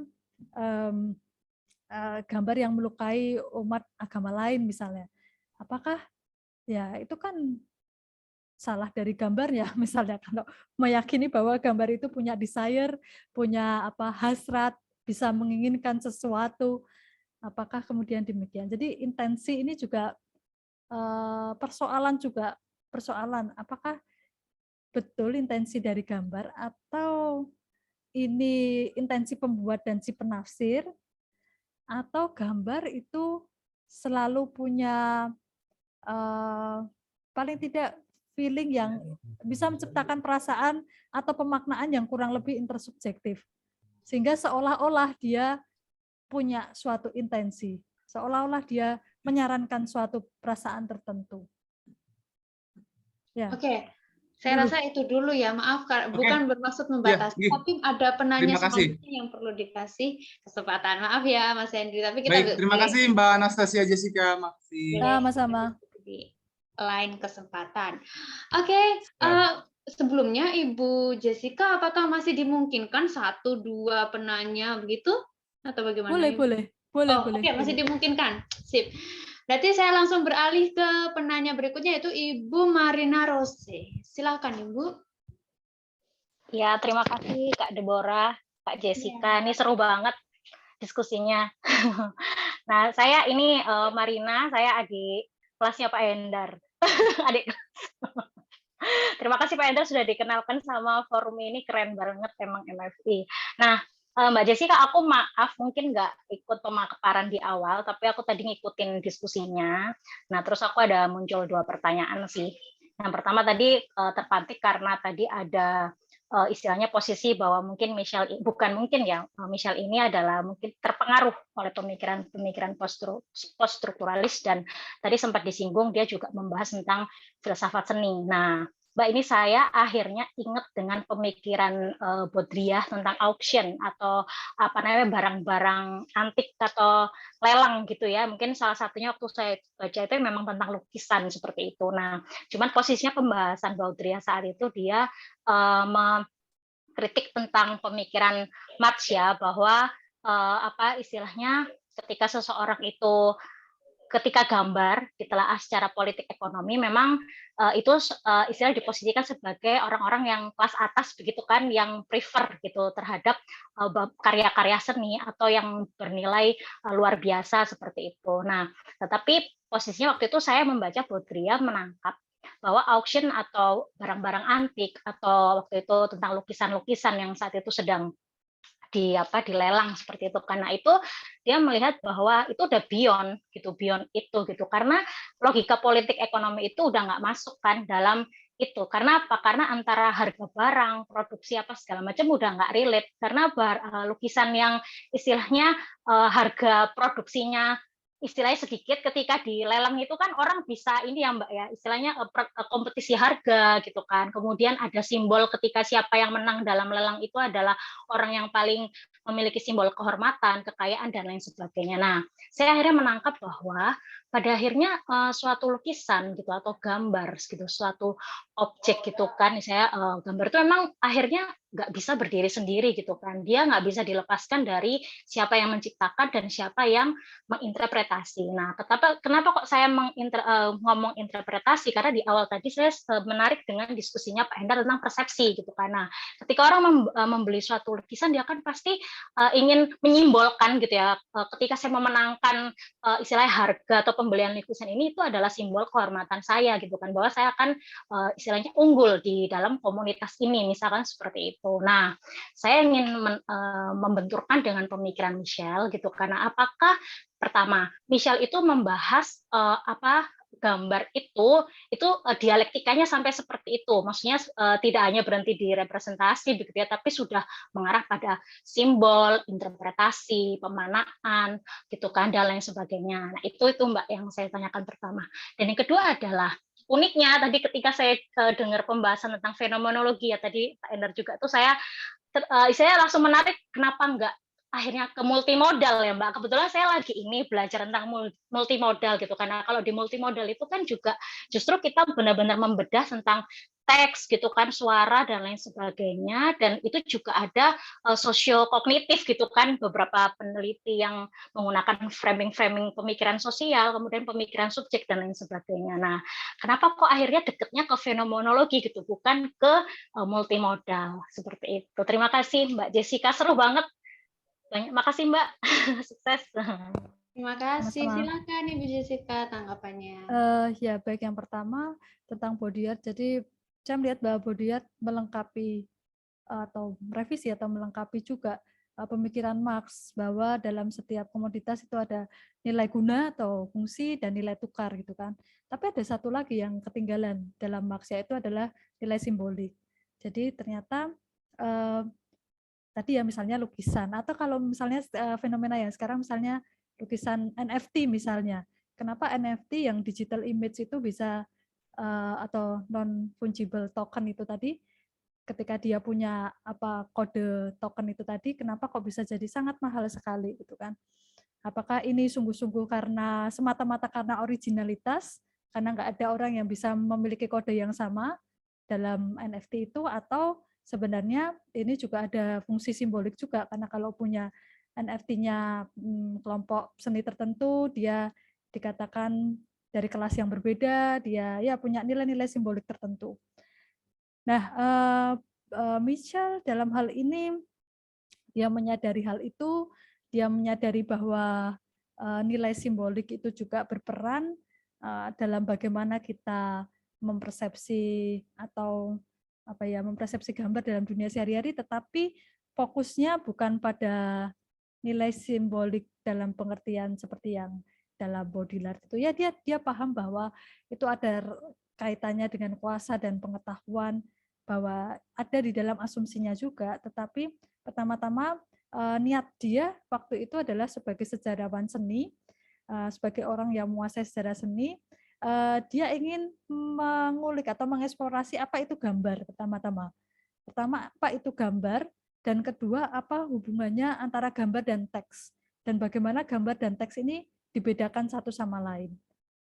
Nah, dari situ dia mulai dari karyanya ikonologi atau ikonologi, di mana dia berusaha melihat gambar dari banyak teori. Dari Nelson Goodman, dari Edmund Burke, dan seterusnya. Lalu dari Wittgenstein, dari Marx juga.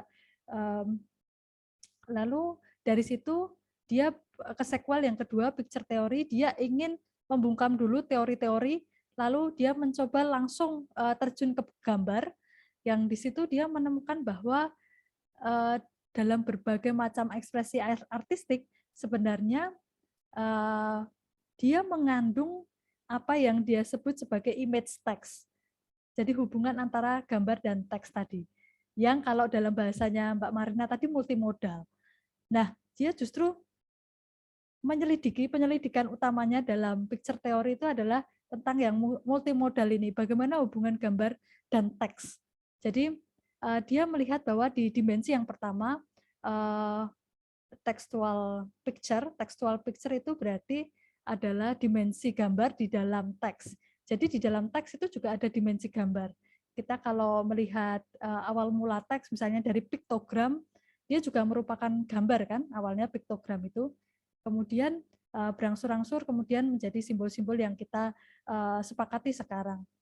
Nah, dia juga bermula dari gambar, dan tulisan itu adalah, dia mengatakan itu seperti titik konvergen, titik pertemuan antara apa yang terlihat material, yang terlihat gambar, antara bahasa verbal dan bahasa tulis. Dia mengatakan seperti itu. Lalu ada juga yang namanya sebaliknya, jadi di dalam gambar itu juga ada sisi tekstual. Bahkan di dalam gambar abstrak sekalipun, karena kan kalau dalam sejarah seni, gambar abstrak itu dikatakan dia mau menyingkirkan sama sekali peran bahasa gitu kan. Ya sudah, biar aja, dia nggak mau merepresentasikan sesuatu, atau lukisan non representasional kan nama lainnya penggambaran abstrak ini. Tapi ternyata di gambar abstrak itu juga mau mengemukakan sesuatu, misalnya feeling tertentu atau perasaan tertentu.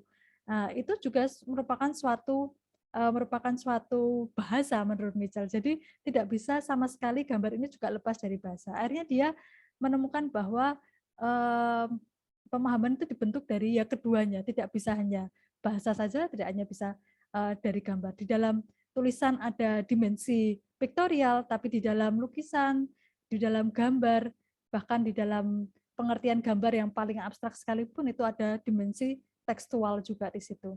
Termasuk di dalam ya dia sampai pada akhirnya sampai pada kaitan antara kuasa dan gambar.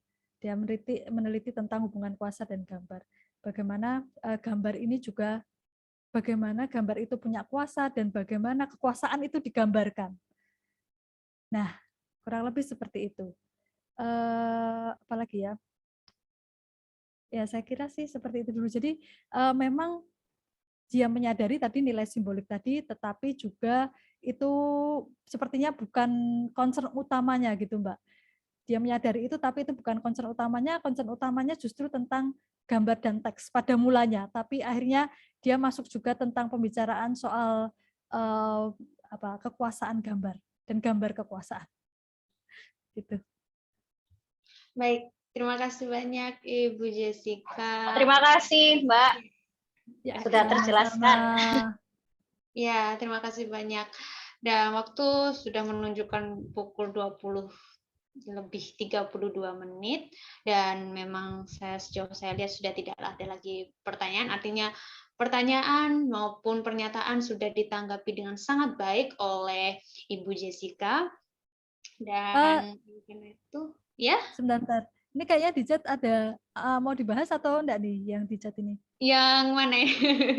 Ada, oh ya, pernyataan dari Pak Endar ada yang ini. Menarik pernyataan terakhir tentang jejak yang tekstual dalam gambar dan yang iya. Oh ya. Oh, kalau Okay. Ibu Jessica sorry. belum kepepet sama acaranya, boleh ditanggapin dulu.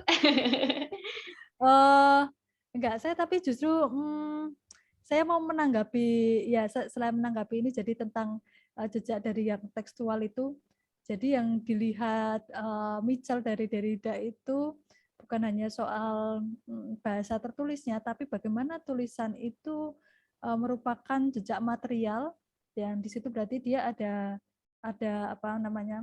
ada dimensi gambar juga. Dan saya melihat kesamaan dengan karena saya sedang mengajari anak saya membaca gitu ya. Walaupun di sini sebenarnya belum boleh, tapi nanti kalau SD di Indonesia, karena SD harus bisa bahasa tulis ya. Kalau mau masuk SD, kalau di sini enggak. Jadi saya terpaksa harus ngajari sendiri, dan saya tidak yakin bisa, nggak tahu deh, kita lihat aja nanti. Tapi dia mulai dari gambar. Jadi menariknya adalah kalau di sini itu di TK, ini sekedar sharing aja. Jadi di TK itu dia ini tidak diajari langsung A, B, C, D, babi, bu, bebo, enggak gitu, tapi dia mulai dari gambar, membedakan, mencari persamaan dan perbedaan, kemudian membuat gambar, karena ternyata itu penting dalam konsep membaca nanti. Jadi dia mulai dari gambar, karena pada dasarnya tulisan itu adalah gambar-gambar juga yang kemudian kita sepakati sebagai simbol kan. Oh, kalau seperti ini A, seperti ini bunyinya B. seperti ini bunyinya pi dan seterusnya. Jadi ya saya jadi semakin menyadari bahwa oh ya tulisan itu juga ada apa sense ini pictorial. Dan saya ingin satu lagi tadi menanggapi Pak Hasan Halim yang menyatakan tentang menanyakan tentang representasi apa ini bukan pipa tadi. Jadi di dalam gambar itu sebenarnya Mitchell mau mencontohkan bagaimana hubungan antara gambar dan tulisan. Jadi fokusnya dia ya ada hubungan dengan realitas, tapi dia fokus ingin melihat sifat dasar gambar ketika berkaitan dengan tulisan. Ketika ada gambarnya saja, yaitu gambar pipa tadi, nggak ada masalah dengan itu. Tapi ketika ada interjeksi atau dimasukkan tulisan ini bukan pipa, nah di situ terjadi masalah. Maka dia melihat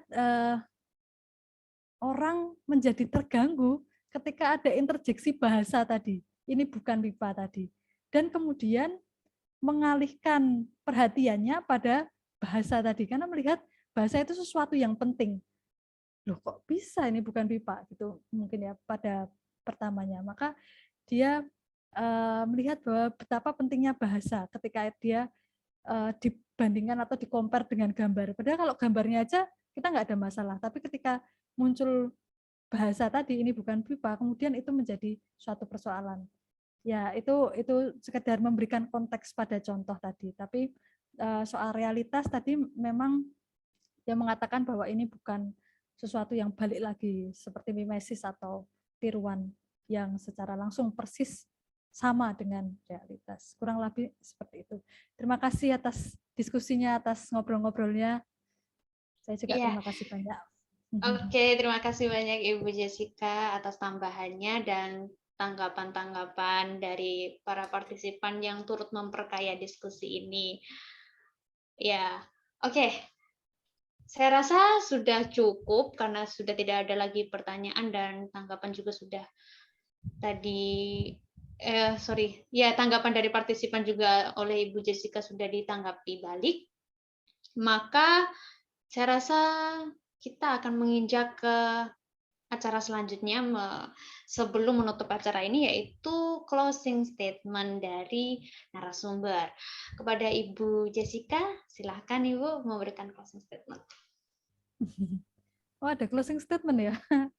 Iya, biasanya begitu. Okay. Ya, closing statement saya apa ya? Mitchell sebenarnya bukan ingin mengeksklusi atau menyingkirkan sama sekali bahasa, karena dia menyadari bahwa itu juga tidak mungkin, dan itu sama saja mengulangi dominasi bahasa terhadap gambar. Dia terjebak dalam perangkap linguistik term lagi, tapi dia ingin melihat bahwa pengetahuan itu juga dibentuk oleh gambar. Jadi dalam posisi yang seimbang antara bahasa dan gambar. Kurang lebih seperti itu. Terima kasih. Oke, terima kasih banyak Ibu Anastasia. Sebagaimana tadi kita mulai dengan cantik, diakhiri juga dengan cantik ya, dengan closing statement juga termasuk dengan closing statement dari Ibu Jessica.